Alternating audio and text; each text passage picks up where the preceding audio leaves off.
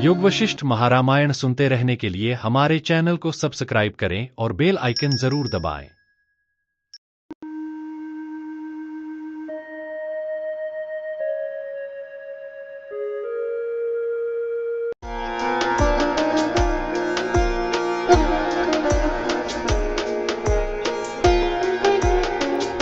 पिछले सर्ग 23 में विरोचन, जो स्वयं एक दैत्य है, अपने पुत्र बलि को आत्मा और मन के बीच का अंतर समझाते हैं। वे बताते हैं कि आत्मा शुद्ध, अचल, निर्विकार और स्वतंत्र सत्ता है। बुद्धि अर्थात चित्त या मन आत्मा की मंत्री के समान है, जो संसार के अनुभवों को संचालित करती है। जब बुद्धि विकारों से ग्रस्त हो जाती है, जैसे इच्छा, क्रोध, मोह, तो यह आत्मा को ओझल कर देती है। जैसे बादल सूर्य को ढक देते हैं, वैसे ही चित्त की विकृतियां आत्मा की स्पष्टता को ढक देती हैं। जो व्यक्ति बुद्धि के अधीन रहता है वह संसार में फंसा रहता है, लेकिन जो आत्मा के स्वरूप को पहचान लेता है वह बुद्धि को नियंत्रित करके मुक्त हो जाता है। अज्ञानी व्यक्ति संसार को ही सत्य मानकर बंध जाता है, जबकि ज्ञानी आत्मा को केंद्र में रखकर संसार की असारता को जानकर मुक्त रहता है। यहाँ संदेश यह मिलता है कि बुद्धि को संयमित करके आत्म स्वरूप का बोध ही मोक्ष का मार्ग है। फिर अध्याय 24 में बलि मन के नियंत्रण का उपाय जानना चाहता है और विरोचन उसे विस्तार से उत्तर देते हैं। वे बताते हैं कि आत्मा राजा है और मन उसका मंत्री। जब तक मन सक्रिय है, आत्मा ओझल रहती है। जैसे मंत्री को दूर कर दिया जाए तो राजा प्रकट होता है, वैसे ही मन को वश में करके आत्मा का साक्षात्कार होता है। उन्होंने मन को वश में करने के उपाय बताए। ये हैं विषय विकारों में रुचि न रखना, इंद्रियों की इच्छाओं से निवृत्ति, नियमित अभ्यास और उचित संगति। मन को धीरे धीरे शिक्षा, विचार और सत्संग के द्वारा प्रशिक्षित किया जा सकता है। आत्मा के अनुभव से संसार के प्रति विरक्ति उत्पन्न होती है। शिक्षण के 3 स्तर हैं: पुस्तक अध्ययन, शिक्षक से श्रवण, अभ्यास और ध्यान के द्वारा आत्मसात करना। जो व्यक्ति भाग्य को दोष देता है वह आलसी बनता है, लेकिन जो पुरुषार्थ करता है वह भाग्य को भी बदल सकता है। ज्ञान आने पर मन शांत होता है और आत्मा का साक्षात्कार होता है।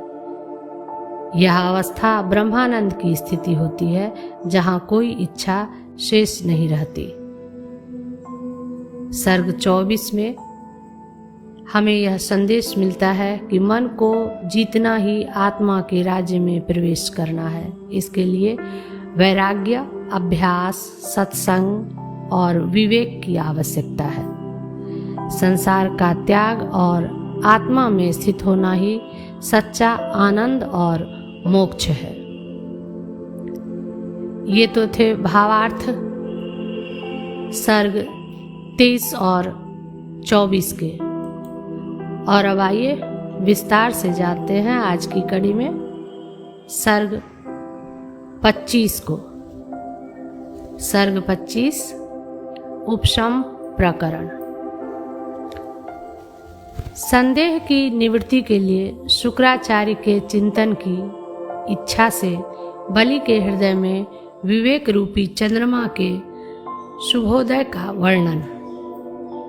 बलि ने कहा, सुंदर विचार वाले मेरे पिता ने यह पहले मुझसे कहा था।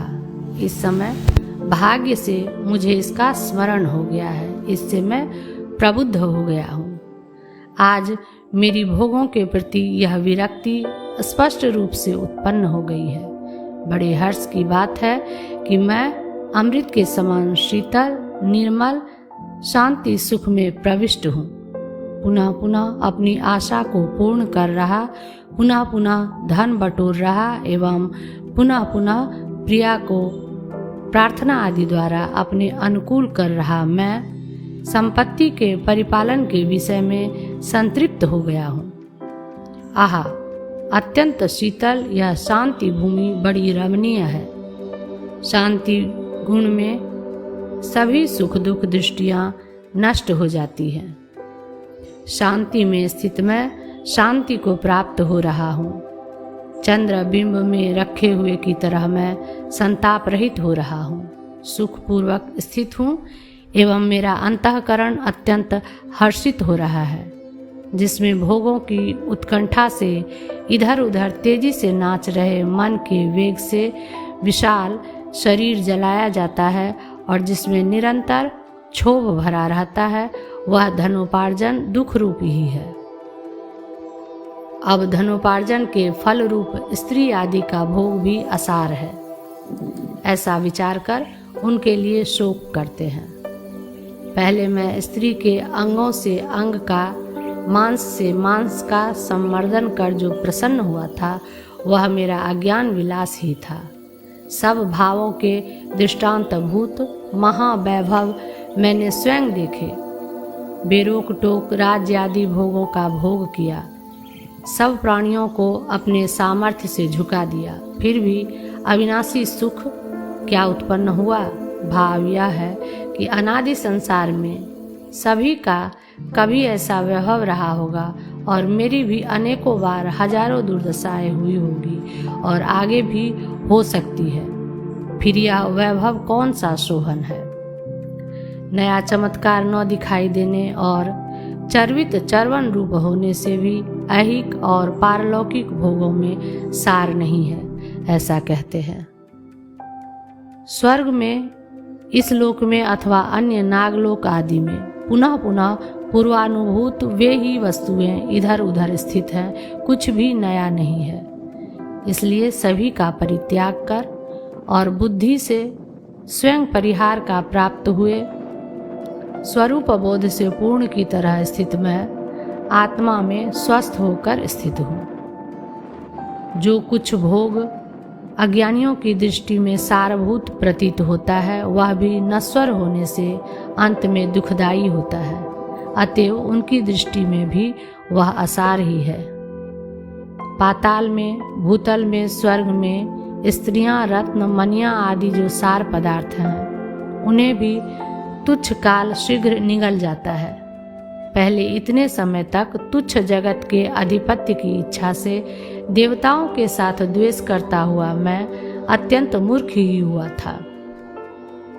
एकमात्र मन के निर्वाण रूप जगदाधिपत्य नामक इस महामानसिक दुख का त्याग न करने से कौन पुरुषार्थ है और महात्मा का उनमें राग ही क्या है। भाव यह है कि अनुराग होने पर उसमें पुरुषार्थता बुद्धि हो सकती है, पर महात्मा का उसमें अनुराग नहीं होता। कष्ट की बात है, अज्ञान रूपी मद से मत अपने मृत्युभूत स्वयं ही मैंने बहुत समय तक अनर्थ का पुरुषार्थ बुद्धि से सेवन किया। अत्यंत चंचल तृष्णा वाले अज्ञानी मैंने इस त्रिजगत में इतने पश्चाताप की अभिवृद्धि के लिए क्या नहीं किया, अथवा बीते हुए के लिए शोक करने से क्या प्रयोजन है। अब मैं वर्तमान मोह चिकित्सा द्वारा पुरुष जन्म की सफलता के उपाय का चिंतन करूं, ऐसा कहते हैं। इसलिए इस तुच्छ अतीत की चिंता से मेरा क्या प्रयोजन सिद्ध हो सकता है। वर्तमान मोह के प्रतिकार से पुरुष जन्म सफलता को प्राप्त होता है। जैसे अपरिच्छिन्न स्वरूप ब्रह्म के साथ अभेद स्थिति में आत्मा में चारों ओर से पूर्ण सुख क्षीर सागर में अमृत मंथन से रासायन के समान आविर्भूत होता है, वैसे मैं आज शुक्राचार्य जी से पूछता हूँ, यह प्रपंच क्या है। अहं प्रत्यय वेद्य जीव तत्व क्या है। इस आत्मदर्शन के उपाय को मैं अज्ञान की शांति के लिए अपने कुलगुरु होने से कुल के ईश्वर शुक्राचार्य जी से पूछता हूँ। मैं योग सिद्ध होने से सब अभिलाषाओं के अधिपति आश्रित जनों पर सदा प्रसन्न रहने वाले शुक्राचार्य जी का चिंतन करता हूँ। उनके द्वारा वाणी से उपदिष्ट अनंत वैभवशाली आत्मा में स्वयं अपने से स्थित होऊंगा, क्योंकि महात्माओं की उपदेश वाणियाँ अक्षय वस्तु को उत्पन्न करती है, कभी भी विफल नहीं होती। 25वां सर्ग समाप्त। सर्ग 26 उपशम प्रकरण। स्मृति से बलि के समीप गए हुए शुक्राचार्य के बलि के प्रति तत्व ज्ञानोपदेश का और तदंतर आकाश गमन का वर्णन। श्री वशिष्ठ जी ने कहा, हे श्री रामचंद्र जी, बलवान बलि ने ऐसा सोचकर आंखें बंद कर कमल नयन शुक्राचार्य का ध्यान किया, जिनका ब्रह्माकाश ही विश्रांति स्थान है। तदंतर नित्य ध्यान परायण शुक्राचार्य जी ने सबके अंतर्यामी ब्रह्मरूप होने के कारण सब में स्थित अपना चिंतन कर रहे अपने चित्त में स्थित शिष्य बलि को अपने नगर में तत्व जिज्ञासा से गुरु दर्शन के लिए इच्छुक जाना। तदंतर भगवान शुक्राचार्य जी, जो सर्वगत अनंत चिदात्मा हैं, देह सहित अपने को बलि के रत्नमय झरोखे के प्रति ले आए। बलि, जिनका शरीर गुरु की देह प्रभा से सुशोभित था, जैसे प्रातः काल में सूर्य की किरणों से विकसित कमल उद्बुद्ध होता है, वैसे ही उठ खड़े हुए। वहां पर बलि ने रत्नमय अर्घ्य के प्रदान से, मंदार वृक्ष के फूलों की राशियों से और पादाभिनंदन से शुक्राचार्य जी की पूजा की। बलि ने रत्नमय अर्घ्य से पूर्ण शरीर वाले मंदार पुष्पों के शिरोभूषण से विभूषित और बहुमूल्य आसन पर बैठे हुए गुरु से कहा, हे भगवान, जैसे सूर्य की प्रभा संध्या वंदन आदि कार्य करने के लिए लोगों को प्रेरित करती है, वैसे ही आपकी प्रसन्नता से उत्पन्न हुई मेरी यह प्रतिभा मुझे आपके सामने कहने के लिए प्रेरित करती है। भगवान, महामोह देने वाले भोगों के प्रति मैं विरक्त हूँ। जो अपने ज्ञान मात्र से महामोह का नाश करे, ऐसे तत्व को जानना चाहता हूँ। इस भोग जाल के उत्कर्ष की अवधि कितनी बड़ी है, इसकी प्रकृति क्या है, मैं क्या हूँ और ये भोग्य लोक क्या है, यह सब आप मुझसे शीघ्र कहने की कृपा कीजिए। शुक्राचार्य जी ने कहा, हे सर्व दानव राजेंद्र, इस विषय में बहुत कहने से क्या लाभ है। मैं आकाश में जाने के लिए तत्पर हूँ, इसलिए संक्षेप से तुम सारभूत तत्व को जानो। इस जगत में अन्य निरपेक्ष सिद्धि वाला चैतन्य ही है। चैतन्य के अधीन सिद्धि वाले इन भोगों के उत्कर्ष की विधि चित्त ही है, क्योंकि यतो वाचो निवर्तन्ते।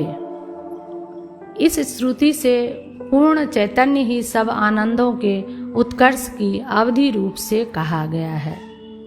चित्त में ही वेद वैचित्र का अध्यास होने से यह सब चिन्मय ही है, क्योंकि भोग्य समूह रूप से लोक भी परमार्थतः चित्त ही है, ऐसी श्रुति है। यह सिद्धांत का संक्षेप से संग्रह है। यदि तुम श्रद्धालु और विवेकी हो तो इस निश्चय से तुम सब कुछ प्राप्त कर सकोगे। यदि श्रद्धालु और विवेकी नहीं हो तो तुमसे बहुत कहा गया भी राख में हवन के तुल्य निष्फल है। चित्त की जो चैत्याकार कल्पना है वही बंध है, उससे मुक्ति मोक्ष कहलाता है। चैत्याकार रहित चित्त पूर्ण आत्मा है। यह सब सिद्धांतों का संग्रह है। ऐसा निश्चय कर, यदि तुम स्वयं अखंडाकार वृत्ति से आत्मा का अनायास दर्शन कर सकोगे तो तुम अनंत पद को प्राप्त होगे। मैं देवलोक में जाता हूँ, यहीं पर सप्तर्षि मुझे मिले थे, वहाँ पर किसी देव कार्य से मुझे जाना है।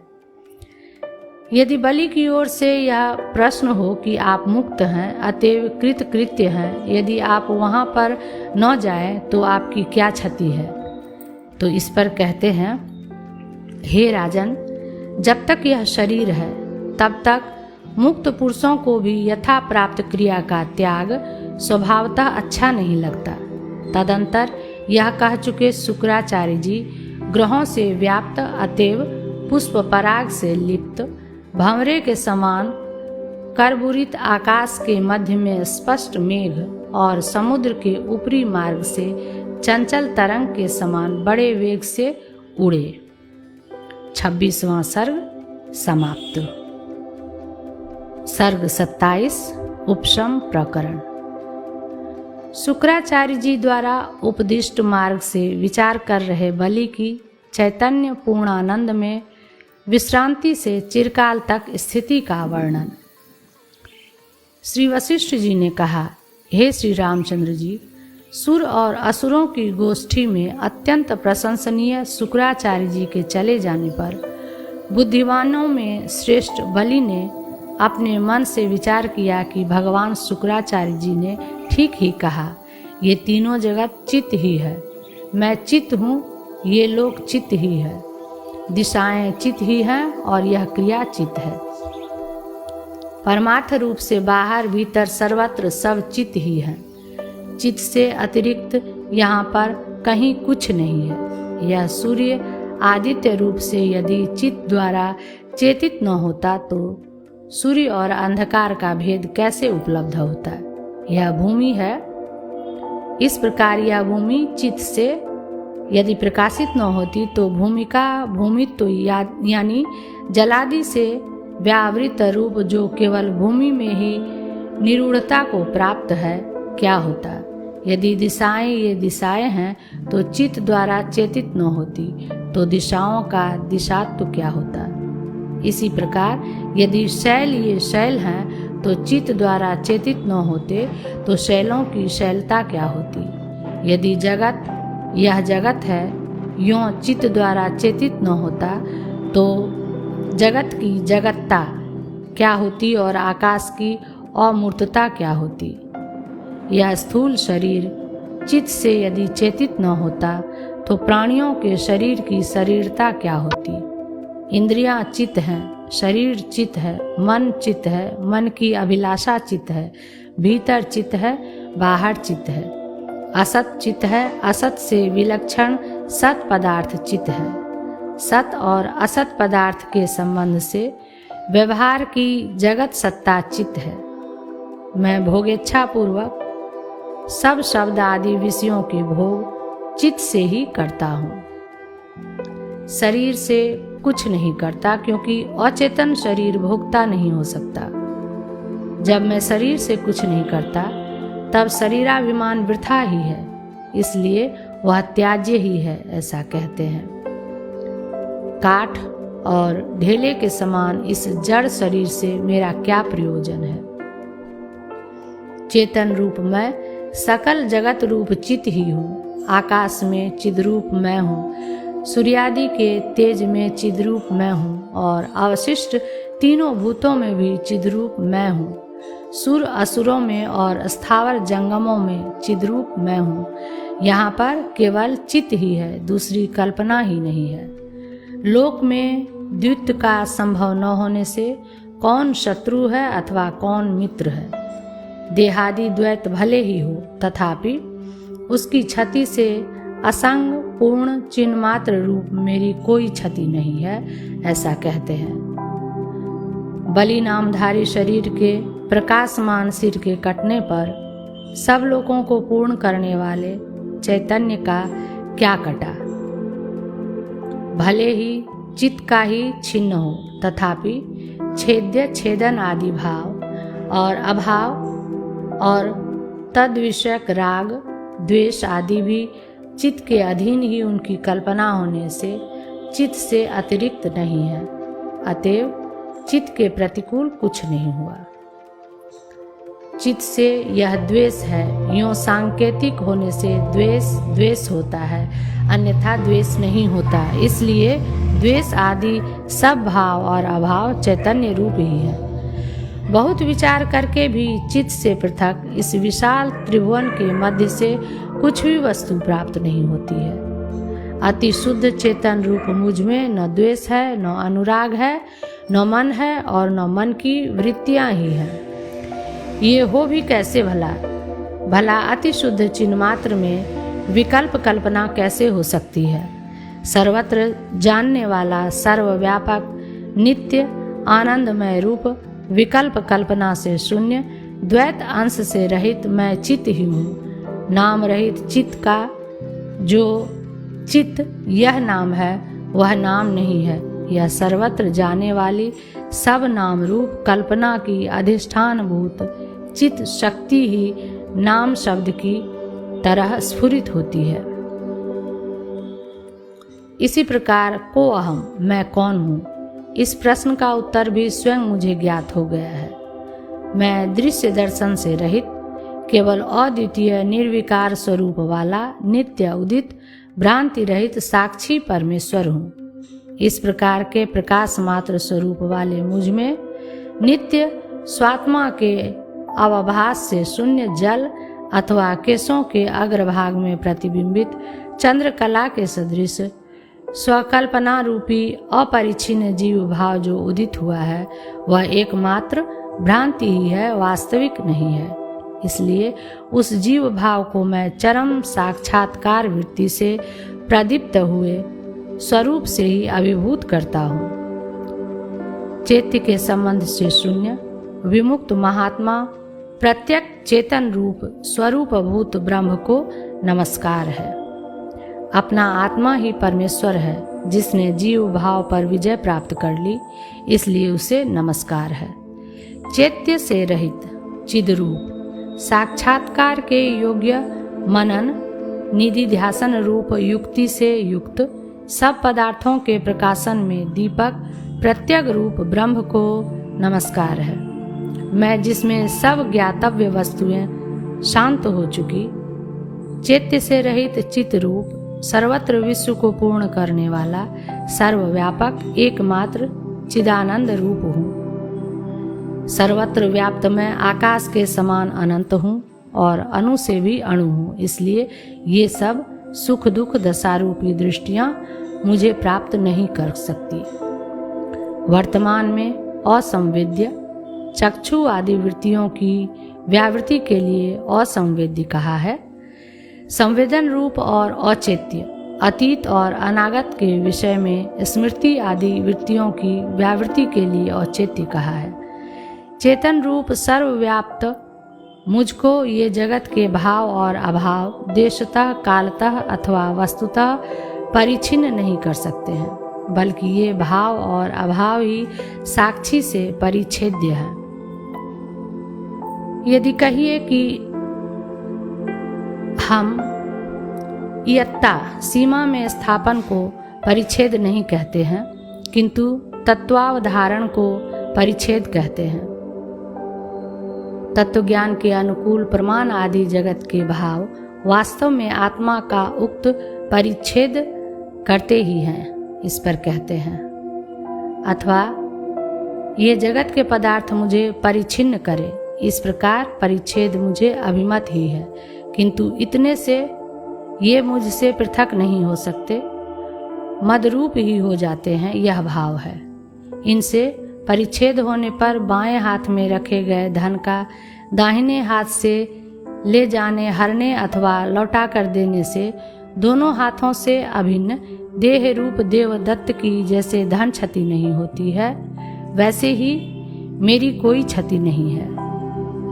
यदि अपने स्वरूप भूत वस्तु से वस्तु ले जाई जाती है, हरी जाती है अथवा वापस लेकर दी जाती है, तो किसका क्या नष्ट हुआ?